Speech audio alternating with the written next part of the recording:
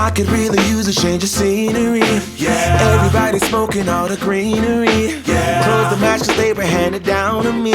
But I'm still fly, I know. Hey, what's up, everybody? It's your boy Onyx here, going full nerd with another Series N Theories N on these Disney Plus shows. This one is my final thoughts on the Falcon and Winter Soldier. Now, check it out. We made it to the end of the roller coaster ride known as the Falcon and the Winter Soldier. While this series didn't have everyone speculating as much as WandaVision did, it set the stage for an all-new, all-different Marvel Cinematic Universe. You know, didn't they use that tagline in the comics? But anyway, what was good, what was bad, and what got left on the cliff, we're going to talk about that now. Now, The Falcon and Winter Soldier ended up being a pretty solid series overall and drastically different from WandaVision. And I think that's what made it successful. The overall theme of the show was not about mindless superhero battles and interaction, but the detail in the world building for the MCU and giving characters that were side notes during the Infinity Saga more history, more depth as we move forward in phase 4 of the Marvel Cinematic Universe.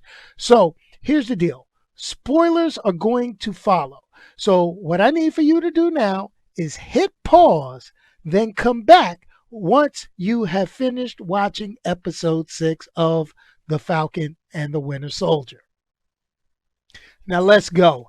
Everyone is so ready for the X-Men and Fantastic Four, but we forget that this, like the earlier MCU films, are a puzzle, and it's a complex puzzle at that.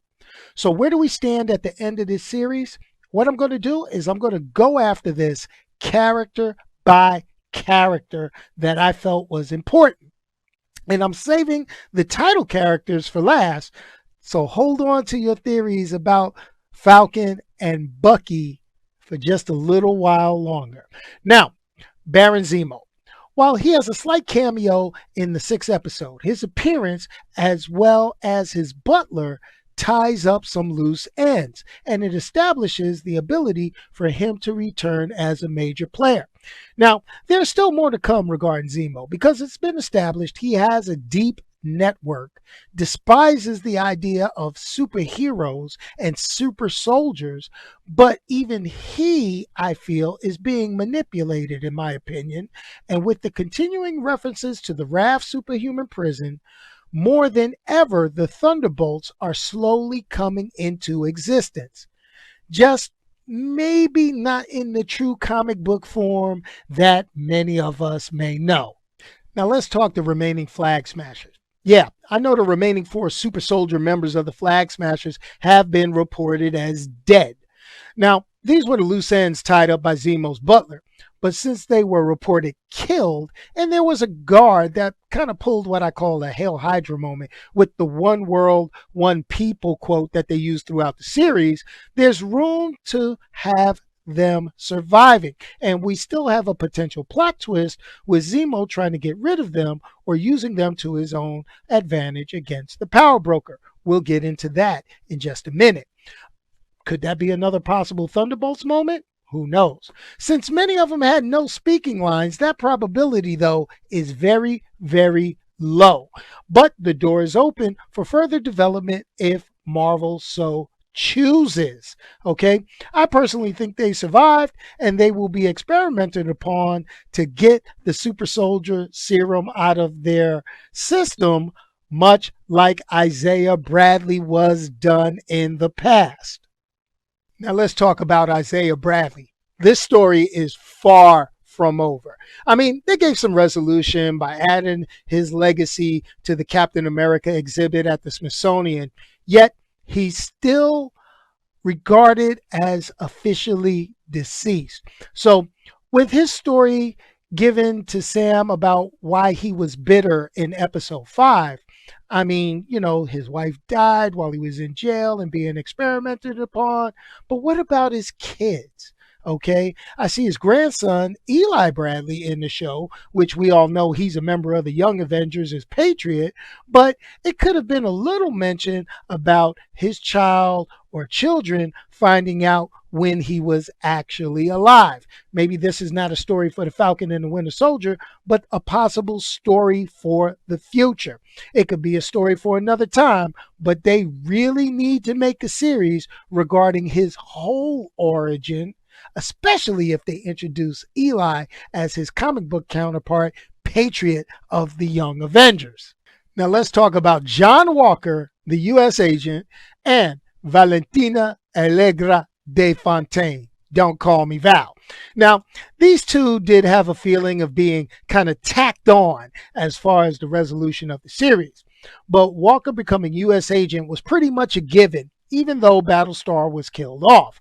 I mean, his comment about his new suit being black was spot on with some internet theories that I had read, which, were saying the lack of white in his Captain America uniform symbolized his lack of empathy. And honestly, I'm not going to go further with that comment. It is what it is, okay? You take it however you want it. But he may be a major player in the future if they develop his character more. I mean, the question is how the fuck did his arm heal so fast? I mean, Val, we know she's going to be a problem. She's basically a female Nick Fury.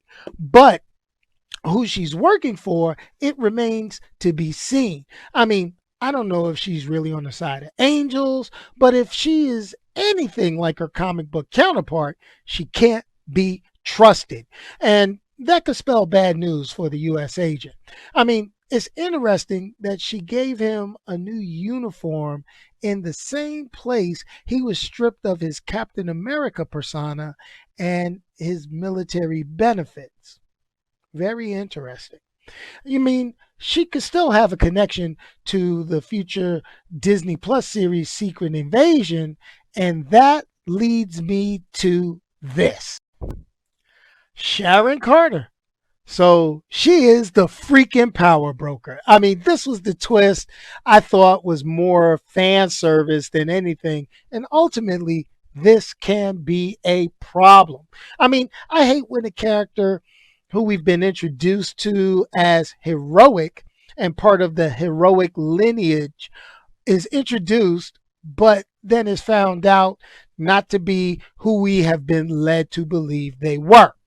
Okay, so you may be wondering why I mentioned Secret Invasion, especially with this character. In the comic books, this was an event where heroes we thought we were familiar with were found out to be shape-shifting aliens trying to take over. Now, hear me out. What if the Sharon Carter we thought we knew isn't Sharon Carter at all?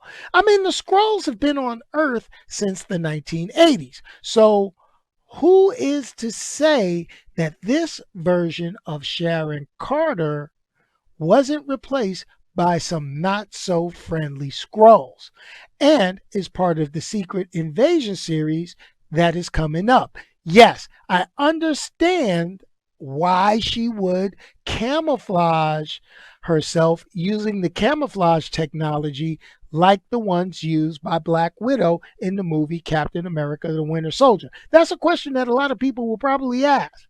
Now, here's the deal. For my comic book heads, the Skrulls who replaced the heroes couldn't tell they were actually Skrulls part of the time unless the time was right to aid in their camouflage. Okay? So all the elements are there. Distrust of heroes, infiltrating positions of power, etc., etc. Maybe this isn't Sharon Carter. Just putting that out there. Now let's talk about some other side characters. Let's talk about Carly. Let's talk about Batroc the Leaper. Honestly, the MCU, they kill off their villains. Enough said. So this finally brings us back to our main title characters. So, Bucky the Winter Soldier. Now, having come to terms with his past, I can't wait to see where they go with this character who has become the perennial sidekick of the MCU now after this series.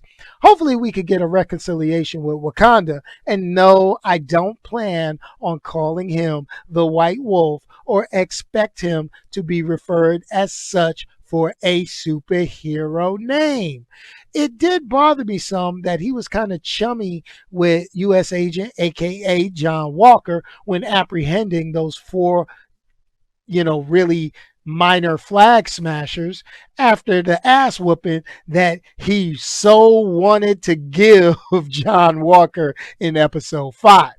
I mean, there's a lot more to come from this character. I just don't know what direction they plan on taking it. And that leads us to our final talk, which is Falcon, or as we can now call him, Captain America. Hey, this is a done deal. This has got to be the most comic accurate costume ever seen in the MCU, and they try to get as close as possible. I mean, the whole series was to demonstrate or to explain to everyone the reasons that Steve chose Sam to take the mantle. I mean, we didn't see what Steve saw in Sam during the Infinity Saga. I mean, there are a number of stories that were not told while Sam and Steve were on the run after the Sokovia Accords and then finally getting to Wakanda to battle Thanos. I mean, this whole series was designed to show the man, not the superhero, and that also shows us the mistakes that Sam does make along the way because he sees the inherent good in everyone. And his time as a Veterans Administration counselor shows as he tries to talk down Carly, as he makes promises to Sharon, as he talks to Isaiah. I'm sure you guys get the drift. Now, he is a flawed Captain America, but so was Steve Rogers. And those flaws, while they completely show his bravery and suitability to be the next Captain America, regardless of his skin color, they also highlight that the MCU is also heading towards some of its darkest points moving forward because he's going to get challenged a lot along the way, and it's going to be a true test of Sam's resolve as he has taken the mantle. Now, since they've announced Captain America 4, I can't wait to see what path this will take and what storyline that they plan on adapting moving forward. In addition, the rumor mill originally stated there could be a follow-up season to The Falcon and the Winter Soldier, or as we could probably call it now, Captain America and the Winter Soldier. But with the movie announcement just happening, I think that may be a little bit too much to ask for, at least right now. So I hope you guys liked my Theories Change series for Captain America and the Winter Soldier. Please join me for more Theories Change as the Loki Disney Plus series drops to Disney Plus in June. And as always, please like, share, subscribe, follow me on Twitter. I'm not going to go through the whole shameless plug. Peace, y'all, and I'm out of here. Say it with your chest now, say it with your chest now. I'm young, I'm free.